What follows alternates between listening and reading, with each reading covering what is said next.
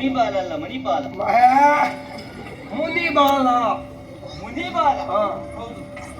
ಹೊಸ ಮುಖ, ಹೊಸ ಮುಖ, ಹಳೆ ದೇಹ. ದೇಹವು ಹೊಸತೆ. ಇಷ್ಟರವರೆಗೆ ನೋಡಿದವ ನಾನಲ್ಲ. ಹೌದು. ಎತ್ತಳಿಂದ ಸೈಂದ ವಿಜಯಂಗೈದೆ. ಎತ್ತರದ ಬೀಜ ಕೊಯ್ಲಿಕ್ಕೆ ಆಗುದಿಲ್ಲ. ಕೆಳಗಿದ್ದರೆ ಕೊಯ್ಯೋಣ ಅಂತ ಭಾವಿಸುವುದು. ನಿನಗೆ ಬೀಜ ಕೊಯ್ಲಿಕ್ಕೆ ನೀನು ಎಷ್ಟು ಉದ್ದ ಇದ್ದೀನಿ? ನೀವು ಬರ್ತೀರಾ ಬರುವ ವರ್ಷ? ಎತ್ತಳಿಂದ ಸೈಂದ ವಿಜಯಂಗೈದೆ. ಎತ್ತನಿಂದ ಐತಂದೆ. ನಾಯಿ ತಂದೆ ಅಲ್ಲ, ಎತ್ತನಿಂದ ಐತಂದೆ. ಹಾಗಂತ ಹೇಳಿದ್ರೆ ಏನು? ನೀನು ಕಾರ್ಯಕ್ಕೆ ಬಂದೆಯಾ? ನಿಮ್ಮ ಕಾರ್ಯಕ್ಕೆ ಬಂದದ್ದು. ಎಲ್ಲ ಹೋಗ್ತದೆ ತಲೆಗೆ. ಕಾರ್ಯಾರ್ಥಿಯಾಗಿ ಬಂದೆಯಾ? ಹೌದು. ಏನದು? ಉಸುರು ಬಾಲ, ಉಸುರು ಬಾಲ, ಉಸುರು ಬಾಲ. ಉಸಿರ್ತೇನೆ ಬೋಲ. ಉಸುರು. ಇಲ್ಲಿವರೆಗೆ ಬರುವುದಕ್ಕೂ ಕಾರಣ ಉಂಟು. ಏನು ಕಂದ? ವಿಶ್ವಾಮಿತ್ರ ಮಹರ್ಷಿಗಳ ಪಟ್ಟದ ಶಿಷ್ಯ ನಾನು. ನೀನು? ಹೌದು. ನೀನು ಗುರು ಅಲ್ವಾ? ನಾನು ಗುರು ಅಲ್ಲ. ನಾನು ಯಾರು ಹೇಳಿದ್ದು ನಾನು ಗುರು ಅಂತ? ನಿನ್ನನ್ನು ನೋಡುವಾಗ ಒಂದು ವರ್ಚಸ್ಸು ಉಂಟು ಗುರುವಿನ. ಹೌದಾ? ಮುಂದೆ ಆಗುತ್ತೇನೆ ಇನ್ನೊಬ್ಬರಿಗೆ. ಯಾವಾಗ? ಇನ್ನು ದಿನ ಉಂಟು. ನಿನಗೆ ದಿನ ಇನ್ನು ಹೋಗ್ಲಿಕ್ಕೆ.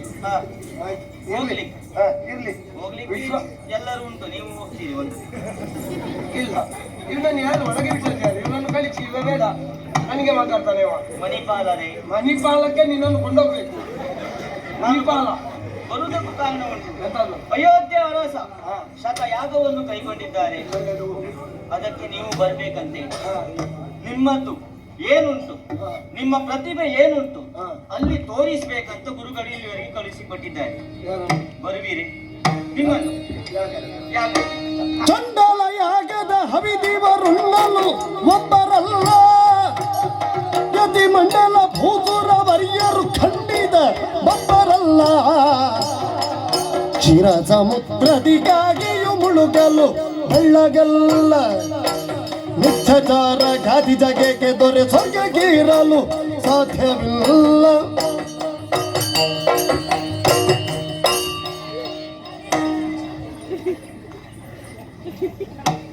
ನಿಮ್ಮ ಈ ಪುಟ್ಟ ಪುಟ್ಟ ಪಾದಗಳು, ಬಸಲೆದಂಟಿನಿರುವಂತಹ ಪಾದಗಳು, ನಿಮ್ಮ ದೇಹದ ಮೇಲಿರುವಂತಹ ಮೂಳೆಗಳು, ಮಾಂಸಗಳು ಎಲ್ಲಿ ಕೆಳಗೆ ಬಿದ್ದು ಹಾಳಾಗ್ತದೆ ಅಂತ ಹೀಗೆ ಇಟ್ಟದ್ದು.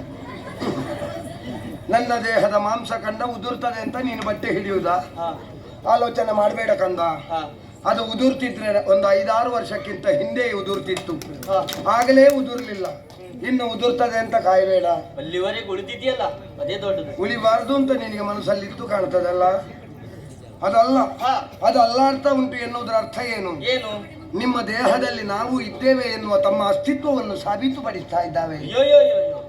ಇರ್ಲಿ, ಏನಂದೆ? ನೀವು ಅಲ್ಲಿವರೆಗೆ ಬರ್ಬೇಕಂತೆ. ಬಂದು ಯಾಗದಲ್ಲಿ ನಿಮ್ಮ ಪ್ರದರ್ಶನವನ್ನು ತೋರಿಸ್ಬೇಕಂತ. ನನ್ನ ಪ್ರದರ್ಶನ ತೋರಿಸ್ಲಿಕ್ಕೆ? ನಿಮ್ಮ ವ್ಯಕ್ತಿತ್ವವನ್ನು. ನನ್ನ ವ್ಯಕ್ತಿತ್ವ ಏನು ಅಂತ ಗೊತ್ತುಂಟು. ನನ್ನ ವ್ಯಕ್ತಿತ್ವ ತೋರಿಸ್ಲಿಕ್ಕೆ ನಿನ್ನ ಗುರುವಿನ ಯಾಗಕ್ಕೆ ಬರಬೇಕು ಅಂತ ಇಲ್ಲ. ನನ್ನ ಯೋಗ್ಯತೆ ಏನು ಅಂತ ಪ್ರಪಂಚದಲ್ಲಿ ಮಾನಿತವಾಗಿದೆ. ಏನು ನಮ್ಮ ಪ್ರತಿಭಾ ಪ್ರದರ್ಶನಕ್ಕೆ ನೀವು ಯಾಗ ಮಾಡುವುದಾ? ನಾನು ಬರುವುದಿಲ್ಲ. ನನ್ನ ಪ್ರತಿಭೆ ಪ್ರದರ್ಶನ ಆಗದಿದ್ರು ತೊಂದರೆ ಇಲ್ಲ. ನೋಡುವ, ನಿಮ್ಮ ಯಾಗ ಮುಂದುವರಿಲಿ. ಯಾಗ ಮುಂದುವರಿತದೆ. ತುಂಬಾ ಜನ ಇದ್ದಾರೆ. ಹೌದಾ? ನಿಮ್ಮ ವ್ಯಕ್ತಿತ್ವ ಏನಿದೆ ಅಂತ ತೋರಿಸಿ ಅಂತ ಹೇಳಿದ್ದು. ಅಲ್ಲಿ ನಮ್ಮ ವ್ಯಕ್ತಿತ್ವವನ್ನು ತೋರಿಸಬೇಕು ಅಂತಾದ್ರೆ ನಿಮ್ಮಲ್ಲಿಗೆ ಬರಬೇಕು ಅಂತ ಇಲ್ಲ. ವರುಣ ಲೋಕಕ್ಕೆ ಹೋದ್ರು ನಮ್ಮ ವ್ಯಕ್ತಿತ್ವ ತೋರಿಸ್ಲಿಕ್ಕೆ ಆಗ್ತದೆ. ನಾವೇ ಆಗ್ಬೇಕು ಎನ್ನುವುದು ಯಾಕೆ? ಅವನಿಗೆ ಒಬ್ಬನಿಗೆ ಕೂಡುವುದಿಲ್ಲ, ಆದ್ರಿಂದ ನಾವಾಗಬೇಕು. ಕೂಡುವುದಿಲ್ಲ ಅಂತ ಅಲ್ಲ, ಮಾಡ್ತಾರೆ. ನಾನು ಇದ್ದೇನೆ ಅಲ್ಲಿ. ಹೌದು, ನೀನಿದ್ದೀ. ಹಾಗಾದ್ರೆ ಮಾಡಿ ಅಲ್ಲ, ನಮ್ಮನ್ನು ಕರೆಯುವುದು ಯಾಕೆ? ನಮ್ಮನ್ನು ಯಾಕೆ ಕರೆಯುವುದು? ಜನ ಬೇಕಿನ್ನು. ಜನ ಬೇಕು ಅಂತಾದ್ರೆ ನೀವೇ ಎಲ್ಲಿಂದಾದ್ರೂ ತನ್ನಿ, ನಾವ್ಯಾಕೆ? ಹಾಗಾದ್ರೆ ನಮ್ಮಂಥವರು ಆ ಯೋಗ್ಯತಾವಂತರು ಆ ಸಭೆಯಲ್ಲಿ ಇದ್ದಾರೆ ಅಂತ ಆದ್ರೆ ಅವನ ವ್ಯಕ್ತಿತ್ವಕ್ಕೂ ಒಂದು ಬಲ ಬರ್ತದೆ ಎನ್ನುವ ಕಾರಣದಿಂದ ನಮ್ಮನ್ನು ಕರೆಸಿದ್ದು. ನಿನಗೊಂದು ಮಾತು ಹೇಳ್ತೇನೆ. ಕ್ಷಾತ್ರಯೋ ಯಾಜಕೋ ಯಸ್ಯ ಚಂಡಾಲಸ್ಯ ವಿಶೇಷ. ಎಂತದರ ಅರ್ಥ ಏನು? ಯಾರಿಗೆ ಗೊತ್ತು? ಎಂತದ ಅರ್ಥ? ಎಂತದ ಅರ್ಥ ಎಂತದ್ದು ನಿಮಗೆ ಗೊತ್ತುಂಟು? ಕ್ಷತ್ರಿಯ ಯಾಜಕನಾಗಿರುವಂತಹ ಯಾಗದಲ್ಲಿ ಚಂಡಾಲ ಯಜಮಾನನಾಗಿರುವುದೇ ವಿಶೇಷ. ನಿನ್ನ ಗುರು ಅಂತ ಹೇಳಿದ್ಯಲ್ಲ? ಹೌದು. ಅವನ ಗುರು ಯಾರು ಗೊತ್ತಿಲ್ಲ. ದೊಡ್ಡವರ ನೈತಿಕತೆಯನ್ನು ಪ್ರಶ್ನಿಸದೆ ಉಳಿದದ್ದೇ ದೊಡ್ಡ ತಪ್ಪು. ಕೇಳಬೇಕು ಗುರುವಿನಲ್ಲಿ. ನಾನೇ ಕೇಳಬೇಕು. ಮತ್ತೆ ಇಲ್ಲಿ ಬೇಡದ್ದು ಮಾತಾಡ್ಲಿಕ್ಕೆ ಕೊಡ್ತದೆ, ಅಲ್ಲಿ ಕೇಳಲಿಕ್ಕೆ ಏನು ಸಂಕಟವ ನಿನ್ಗೆ? ನಾವು ಮೂಲಕ್ಕೆಲ್ಲ ಕೈ ಹಾಕುದಿಲ್ಲ. ಮೂಲಕ್ಕೆ ಕೈ ಹಾಕ್ಬೇಕು. ಮೂಲಕ್ಕೆ ಕೈ ಹಾಕುದಾದ್ರೆ ಅವ ನಾಳೆ ಬರ್ಬೇಕು. ನನ್ನ ಅಣ್ಣ. ಯಾರು? ನಾಳೆ ಬರ್ತಾನೆ. ಅವ ಬರ್ತಾನ? ಹಾ. ಅವ ಬರುದೇ ಬೇಡ, ನೀನೇ ಸಾಕು. ಜಾಗದಲ್ಲಿ ಸೇರ್ತಾರೆ. ಹಾ. ಹಾ. ಇರ್ಲಿ, ಹಾ. ಅದಲ್ಲ, ಪ್ರಶ್ನಿಸದೆ ಉಳಿದದ್ದೇ ತಪ್ಪು. ಹ್ಮ್. ಅವ ಏನು ಅಂತ ನನಗೊತ್ತುಂಟು. ಹಾ. ಅವ ಯಾರು? ಏನ್ ಗೊತ್ತುಂಟು? ಅವ ಗಾದಿಯ ಮಗ ಅಲ್ವೇನಾ? ಗಾಡಿಯ ಮಗ, ಗಾದಿ ಸುತ, ಗಾಂಧಿ ಸುತ್ತ. ಆ? ಗಾದಿ ಮಹಾರಾಜನ ಮಗ, ಹಾ. ವಿಶ್ವರಥ ಕುಶಿಕ. ವಸಿಷ್ಠನ ಜೊತೆಯಲ್ಲಿ ಪಂಥವನ್ನು ಒಯ್ದು ದಿಗ್ಬಲಂ ಕ್ಷತ್ರಿಯ ಬಲಂ ಬ್ರಹ್ಮತೇಜೋ ಬಲಂ ಬಲಂ ಸುಣ್ಣಂಬಳ ಎನ್ನುವ ಹಾಗೆ ಬಗೆದು ಕ್ಷಾತ್ರಯವನ್ನು ಬಿಟ್ಟ. ಹಾ. ಹಾಗಂತ ಬ್ರಹ್ಮತ್ವ ಎನ್ನುವುದು ಹ್ಮ್. ಅವನಿಗೆ ಇಷ್ಟರವರೆಗೆ ಲಭಿಸಲಿಲ್ಲ. ಹೌದಾ? ಅಂತವ ಯಾಗ ಮಾಡಿಸುವುದು ಅಲ್ವಾ? ಹೌದು. ಸತ್ಕರ್ಮಗಳನ್ನು ಆಚರಿಸುವಂತಹ ಯೋಗ ಯೋಗ್ಯತೆ ಬ್ರಾಹ್ಮಣನಾದವನಿಗೆ ಉಂಟು. ಹಾ. ಯೋಗ್ಯತೆ ಉಂಟು. ಉಂಟು. ಇದರಲ್ಲಿ ಬ್ರಾಹ್ಮಣ ಯಾರು?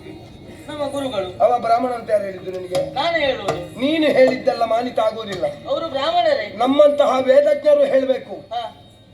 ಚತುರ್ವೇದಗಳು ಒಪ್ಪಿದೆಯಾ? ಯಾವ್ದಲ್ಲದು? ದೇವತೆ ನಿನ್ನ ದೇವತೆಗಳು ಈ ಯಾಗದಲ್ಲಿ ಹವಿರ್ಪುಂಜನವನ್ನು ಮಾಡುವುದಕ್ಕೆ ಬರ್ತಾರಾ? ಪುಂಜಿಸಿ.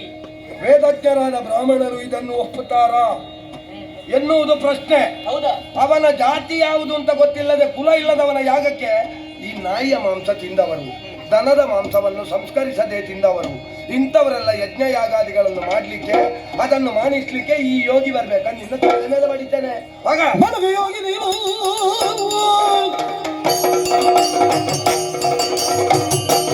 ನನಗೆ ಯೋಗಿ ನೀನು, ಗುರುವನ್ನು ಅಳಗೆ ಕೈವೇನು ಮಾಡಲು ನೇರಿತ ಚಳುವೊಳಗೆ ಬರ ಸಾಧನಗಿದರೆ ಬಳಗೆ ಯೋಗಿ ನೀನು. ಏನು ಹೇಳಿದ್ರಿ ನೀವು? ನಮ್ಮ ಗುರುಗಳ ಬಗ್ಗೆ ಮಾತಾಡ್ತಿದ್ದೀರಾ? ನಿನಗೆ ಕಿವಿ ಕೇಳುದಿಲ್ವಾ? ಬೇಕಾದ್ರೆ ನನ್ನ ಬಗ್ಗೆ ಮಾತನಾಡಿ. ನಿನ್ನ ಬಗ್ಗೆ ಮಾತಾಡ್ಲಿಕ್ಕೆ ಏನು ಇಲ್ಲಲ್ಲ. ನನ್ನ ಗುರುಗಳ ಕುಲದ ಬಗ್ಗೆ ಮಾತನಾಡಬೇಡಿ. ಮತ್ತೆ ಅವನಿಗೆ ಕುಲ ಇಲ್ಲ ಅಂತ ಕುಲ ಇಲ್ಲ ಅಂತ ಹೇಳು. ಹೇಳು ನಿನ್ನ ಗುರು, ಹೇಳು ನಿನ್ನ ಗುರು. ನೀವು ಎದುರಿಸುವುದಕ್ಕೆ